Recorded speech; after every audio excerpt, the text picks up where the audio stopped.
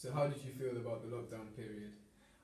Yeah, I found it okay. I found it was sort of good to sort of learn new technologies of how to sort of deal with teaching in a different way, and it was good to sort of kind of see my young daughter more often at home. So I think those were the sort of two good things about it, definitely. Yeah. Was there a lot of pressure on you as a teacher, as so many students are kind of looking to you for guidance in such an unclear period? I think there were obviously those sort of difficulties. I think in terms of being sort of looked at and helping students, I think that role was still quite similar to if I'd been at school or not.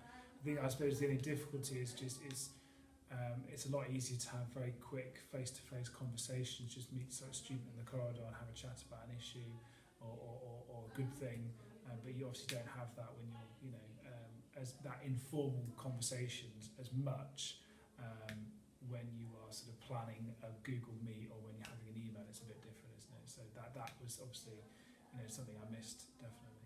Yeah. Are there any small things that you're going to miss now that you're back in a work environment? Well, to be honest with you, I'm glad, genuinely, I'm obviously glad to be back in, doing what I tried to do, which is teach and stand, interact with students, and put on a bit of a show, if you like, of teaching. And I certainly am glad to have that back.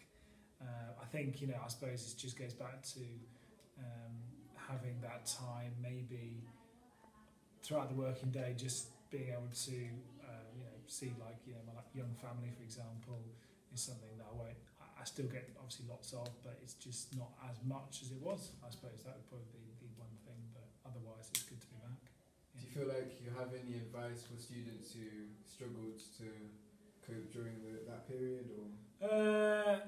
It's a tricky one. Advice during that time, I think my suggestion would be is always just reach out for help, really. Ultimately, so I think there was obviously the normal ways you'd contact teachers through email or arranging a Google Meet, but even if it wasn't your teachers, it was your tutor, or there's still the school counselling service there, and I think we tried to just help students as much as we could with what we've got in the same way, but just from a distance, I suppose. So that's what I would say. Reach out for help. You're not an island, and technology can help you connect. That's what it did. So yeah, that's what I'd say. All right, thank you. Thank you for your time.